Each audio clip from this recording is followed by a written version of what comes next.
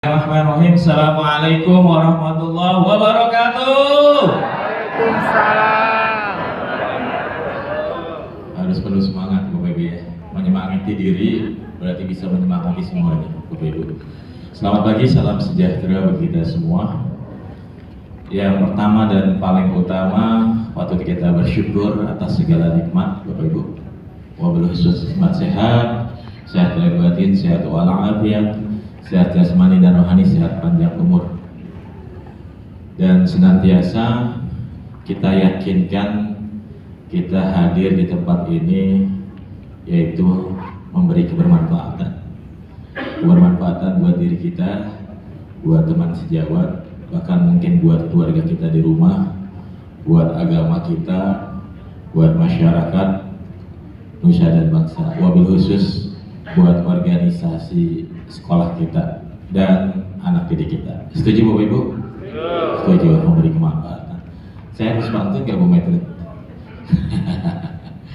Sedikit pantun ya Bapak Ibu. Matahari menyinari bunga melati. Semoga materi di hari ini menambah kompetensi dan senang di hati. Amin.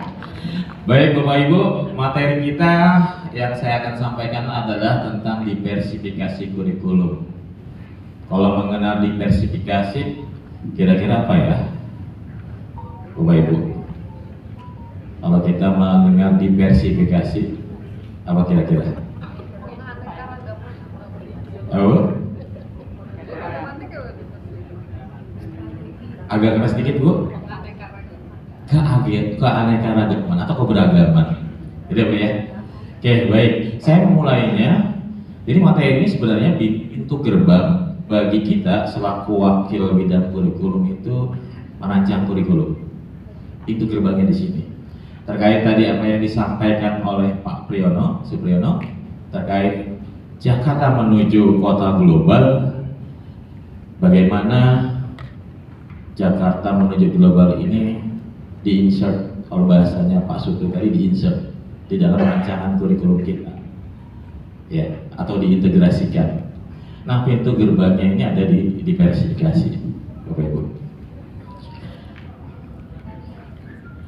Nah, mengenai kurikulum merdeka, Bapak Ibu sudah mantap dalam hati bahwa kurikulum ini lahir, Bapak Ibu, kurikulum merdeka ini kan lahir atas dasar yang pertama perbaikan kurikulum, betul nggak Bapak? Perbaikan pembelajaran, betul Bapak Ibu? Betul ya? Memperbaiki kualitas pembelajaran, betul nggak? Nah, hari ini kita didatang bukan lagi sekedar memperbaiki, tapi menambah kualitas pembelajaran. Setuju Bapak Ibu? Setuju ya? Jangan khawatir, kita menjadi satu untuk meningkatkan itu Bapak Ibu. Nanti kita perkuat di forum Wakakul ya. Baik. Yang kedua, kurikulum ini memberi keleluasaan pada satuan pendidikan untuk mengelola. Jelas itu Bapak. Ketika memberi keleluasaan, ada celah Bapak Ibu untuk berinovasi, ya kan? Berkreasi untuk merancang kurikulum. Rancangan seperti apa? Ya ini, menuju kota global. Ini salah satu ikon DKI Bapak Ibu. Yang kedua Bapak Ibu, kurikulum merdeka itu salah satunya juga apa Pak? Memberi keleluasaan pada guru. Iya kan? Memberi kekuasaan pada guru untuk memilih atau merencanakan bahwa materi itu sebagai jembatan. Saya ulang ya, materi itu sebagai jembatan untuk mencapai kompetensi. Jadi ujungnya sebenarnya kompetensi. Anak bisa berkompetensi. Setuju Bu ya? Jadi yang tersampaikan ke anak bukan materi, tapi kompetensi. Jembatannya adalah materi. Oke, ini saya hanya mengulang sedikit ya untuk kita bisa memantapkan diri. Bapak Ibu, dari ketiga hal itu memberi peluang pada kita bagaimana merancang kurikulum menuju kota global. Jakarta menuju kota global. Lanjut Pak Gilang. Nah, diversifikasi ini juga sebenarnya sudah ada dari zaman kurikulum berbasis kompetensi Bapak Ibu. Kalau dulu yang menjadi piloting kurikulum KBK sudah, kurikulum 2006 juga sudah, kurikulum 13 dan sampai sekarang diversifikasi itu dimungkinkan karena undang-undang sudah mengatur itu bahwa kurikulum dikembangkan berdasarkan prinsip diversifikasi melalui apa? Keberagaman peserta didik, keberagaman satuan pendidikan, dan potensi daerah. Diperkuat lagi dengan peraturan pemerintah, Bapak Ibu. Yang ujung-ujungnya sekolah harus melakukan penyesuaian. Nah, ini penyesuaian seperti apa? Nah, ketika Bapak Ibu sekolah masing-masing punya keberagaman peserta didik, itu menjadi kekuatan. Memiliki keberagaman satuan pendidikan itu menjadi kekuatan. Ditambah lagi potensi daerah bahwa kota Jakarta nantinya ke depan belum lama lagi akan menjadi kota global. Jadi ini adalah pintu gerbang. Lanjut Pak Gilang. Nah, apa sih konsepnya dari Jakarta menjadi kota global? Ini harapannya Jakarta sama dengan kota-kota modern di dunia. Visi misinya itu, ya. Nah, kan permasalahannya adalah bagaimana anak-anak didik kita itu mampu dengan nilai-nilai yang dimilikinya, dengan kompetensi yang dimilikinya itu, ketika nanti Jakarta sebagai kota global itu siap menghadapi itu. Maka di tangan Bapak Ibu bagaimana merancang kurikulum agar anak punya nilai-nilai tersebut. Konsepnya adalah yang pertama, yaitu tentang pembangunan kota cerdas, ya, atau smart city. Nah, di mana pembangunan ini, Bapak Ibu, harapannya semua permasalahan kotaan itu bisa diselesaikan dengan teknologi, Bapak Ibu. Pengelolaan sumber daya yang ada di kota Jakarta dengan teknologi. Kebayangkan, Jakarta nanti ketika anak-anak berada di kota Jakarta semua basisnya teknologi. Apakah siap anak-anak kita ke depan? Maka oleh sebab itu harus dipersiapkan oleh kita. Harus kita rancang bagaimana anak-anak didik kita siap ketika nanti masanya Jakarta menjadi smart city. Luar biasa Bu ya. Berarti tadi apa yang disampaikan Pak Priyono, Pak Supri, bahwa kita harus mengupgrade. Mengupgrade itu sebenarnya bukan berarti kita harus secara cepat menambah kompetensi, tapi bagaimana kita mengelola sumber daya yang ada di sekolah untuk dirancang supaya kurikulum itu bisa menuju kota global. Konsep yang kedua, Bapak Ibu, ini yang sudah kita lakukan selama ini, ya, tapi belum masif. Bagaimana anak-anak itu nantinya, ya, atau kota Jakarta ini bisa mempromosikan kekasan, ya, budaya Betawi. Tadi disinggung oleh Pak Supriyono tentang, saya pernah mengatakan bahwa ketika orang Korea student ketika belajar ke sekolah saya udah 3 tahun, jadi guru dan anaknya datang ke sini ikut pembelajaran di kita dan anak kita ikut di sana. Ternyata message yang dia bangun ke sini bukan dia ingin mendapatkan apa yang ada di Indonesia. Mereka hanya satu, hanya ingin belajar bahasa Indonesia. Tapi message yang terbesar adalah bagaimana dia meracuni Indonesia, khususnya di 19, dengan budaya mereka. Dia hadirkan tentang bela diri taekwondo, dia latih dia kolaborasi dengan ekskul yang ada. Kemudian diajarkan anak-anak permainan tradisional, diajarkan olahraga tradisional, diajarkan bahasa Korea, diajarkan di kelas bagaimana kebiasaan-kebiasaan orang Korea. Luar biasa Bapak Ibu. Artinya ini tantangan buat kita, maka bagaimana anak-anak dikenalkan dan nantinya bisa membangun, mempromosikan budaya Betawi, budaya Jakarta Bapak Ibu. Nah ini yang menjadi konsep yang kedua. Yang ketiga ini sudah jelas, transformasi digital. Nanti ke depan ya harapannya transformasi digital ini semua layanan publik berbasis digital. Otomatis pertumbuhan ekonomi ya meningkat. Nah, dari transformasi digital ini berarti kan nilai-nilai apa sih yang harus dimiliki oleh siswa ketika menghadapi ya Jakarta sebagai kota global yang mentransformasi digital. Berarti kan ketika Bapak Ibu merancang kurikulum, bagaimana pemanfaatan digital itu mulai dari awal ya, dari mulai menganalisis sampai pada menilai, sampai pada mengolah penilaian, khususnya di pembelajaran, itu anak dikenalkan dengan bagaimana memanfaatkan digital. Artinya nih supaya terbiasa menghadapi dunia digital. Yang tidak kalah pentingnya adalah nilai-nilai ketika dia memanfaatkan digitalnya. Ini yang tidak kalah penting.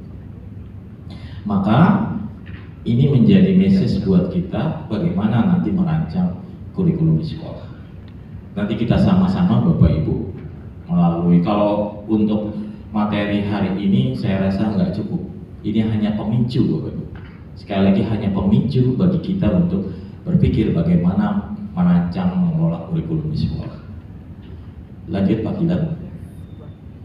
Nah, ini kami coba alternatif langkah ya Bapak Ibu yang kita lakukan. Apa yang kita lakukan di sekolah agar diversifikasi tadi itu bisa dikuatkan di dalam pengelolaan kurikulum kita, Bapak Ibu. Kalau kita lihat dari ujung kanan, ujung kiri Bapak Ibu, ya, yang pertama itu kan pasti sebelum Bapak Ibu membuat KOSP dilakukan analisis. Ya, analisis ini tentunya dengan 3 hal tadi: peserta didik, satuan pendidikan, dan potensi daerah yang tadi Jakarta menuju kota global. Nah, kalau dari peserta didik berarti kan saya yakin Bapak Ibu juga sudah terbiasa melakukan itu. Ya. Mungkin sekarang juga ada hasil yang untuk anak-anak yang sekarang, gitu ya, hasil analisisnya. Nah, nanti kan analisis ini bisa dari sudut pandang kemampuannya. Maka ketika anak kelas 7 masuk ke sekolah Bapak Ibu, dirancang tes diagnosisnya, ya kan ya. Ketika dia baru masuk kelas 7, dilakukan tes diagnosisnya. Itu salah satu analisis peserta didik dari segi kemampuan, dari bakat minat, ada ABM sekarang, dan seterusnya. Dari satuan pendidikan, kualitas gurunya, kuantitas gurunya dilihat untuk mendukung pemanfaatan digital dan pembelajaran kualitas seperti apa. Maka apa yang Bapak Ibu lakukan nanti? Dari segi Jakarta menuju kota global, potensi daerahnya, apa yang dianalisis ini? Tadi ya, 3 hal tadi terkait dengan lingkungan sekolah Bapak Ibu. Nah, itu bisa menjadi bahan analisis. Hasil analisisnya mengintervensi misi tujuan, maka secara otomatis visi misi tujuan sekolah Bapak Ibu harus upgrade, disesuaikan dengan diversifikasinya Bapak Ibu. Kemudian nilai-nilai apa sih yang harus tertanam nantinya di peserta didik? Kalau profil Pancasila sudah jelas kan? ada 6. Karakter dimensi sudah jelas. Tapi sesungguhnya ketika dia mengarungi hidup harus ada nilai-nilai lain, atau kita sebut yang namanya life skill, kecakapan hidup. Ada soft skill, ada hard skill. Nanti ada dibahas di materi berikutnya tentang pembelajaran STEM. Maka nilai-nilai apa sih yang harus kecakapan abad 21 misalnya, kecakapan literasi numerasi, ya kan? Apa yang harus dibangun nilainya dari kurikulum Bapak Ibu? Maka itu harus disesuaikan dengan tadi hasil analisis. Nah, saya lupa, analisis tadi juga bisa Bapak Ibu ambil dari raport pendidikan, dan itu juga basisnya digital, memanfaatkan digital. Di raport pendidikan itu kan ada hasil yang bisa Bapak Ibu lihat, tidak sekedar pencapaian literasi numerasi, ada juga tentang lingkungan belajar. Di situ juga ada guru, ada tata usaha dan sebagainya.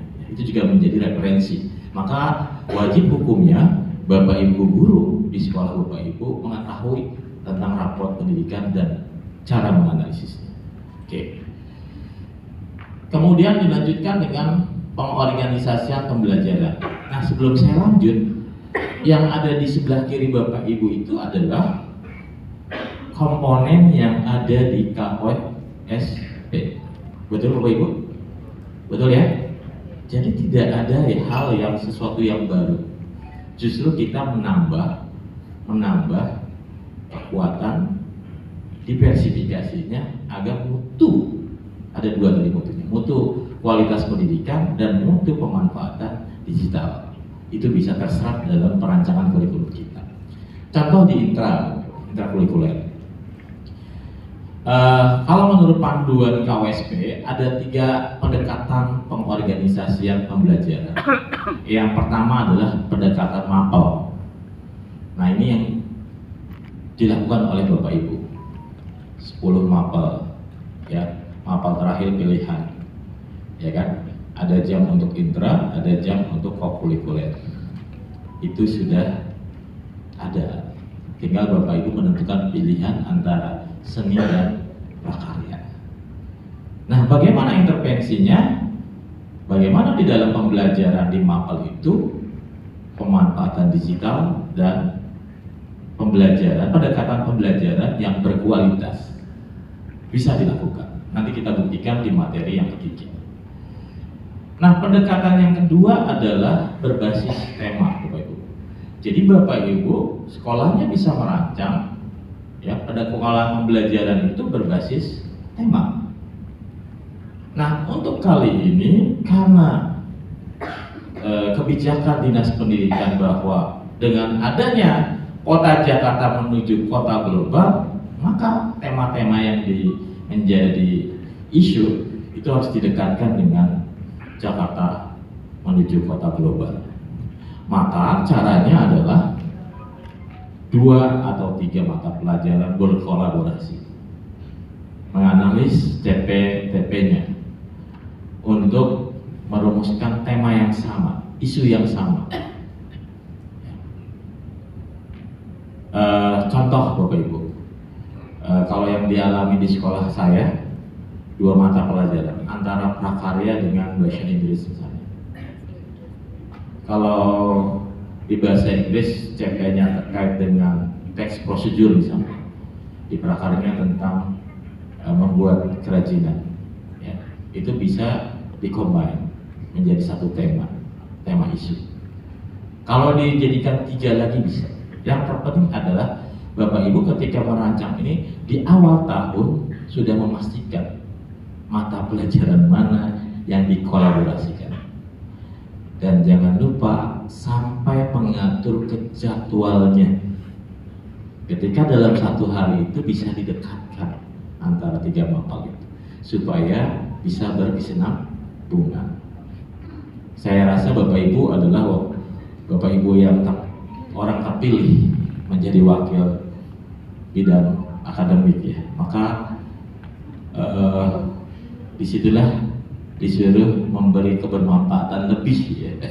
Disuruh memberi kebermanfaatan lebih. Maka gunakan kewenangan Bapak Ibu untuk mengelola kurikulum. Lanjut lagi, jadi dari masing-masing itu muncullah yang namanya RPP atau modul. Kemudian ke pembelajaran dan asesmen. Bagaimana memperhatikan diversifikasinya? Ya, apakah di dalam pembelajarannya nanti dengan STEM, Science, Teknologi, Engineering, dan Matematik, gitu ya. Artinya bagaimana pembelajaran itu mengkombinasi mulai dari Science misalnya.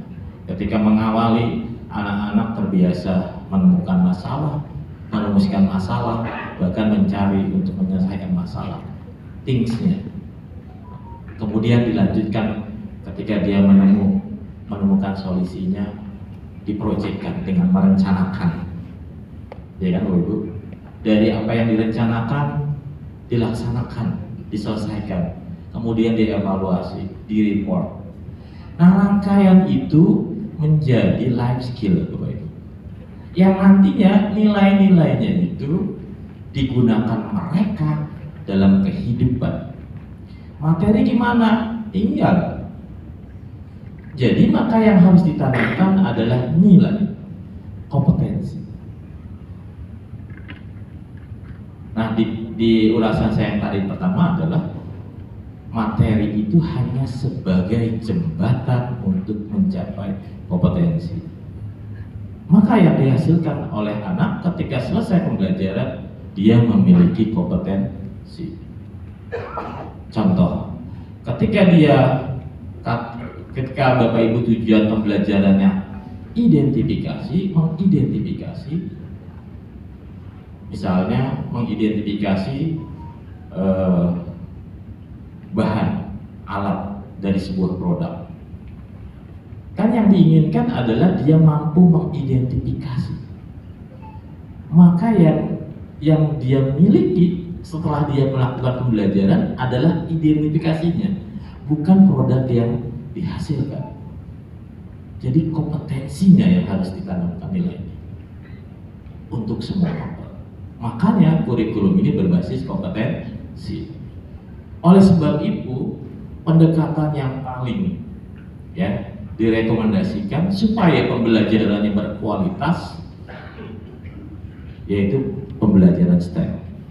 Karena STEM itu mengandung nilai-nilai Bapak Ibu, berbasis proyek, mengandung nilai-nilai. Seperti kita lah contoh, ketika kita ingin melakukan kegiatan sesuatu harus mengawali dengan ide. Ide itu lahir karena kondisi lingkungan, situasi. Muncullah rencana kegiatan yang kita lakukan. Setelah dilakukan, dievaluasi. Artinya itu harus ditanamkan kepada siswa. Nah, STEM itu bisa menjawab itu melalui kolaborasi antara sains, teknologi. Ketika dia sains berpikir think skill ya, atau creative thinking. Kemudian dari segi teknologinya, bagaimana dia memanfaatkan teknologinya. Dari segi engineering, bagaimana dia mengkonstruksi perencanaan dan penyelesaiannya. Dari segi matematikanya, bagaimana ilmu matematikanya itu menyelesaikan masalah. Saya rasa ini clear Bapak Ibu. Dan tidak ada yang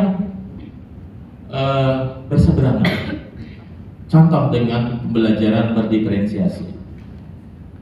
Kunci pokok dari pembelajaran diferensiasi adalah pembelajaran sesuai dengan kebutuhan siswa. Maka ketika pembelajaran STEM itu dilakukan sesuai dengan kebutuhan kita.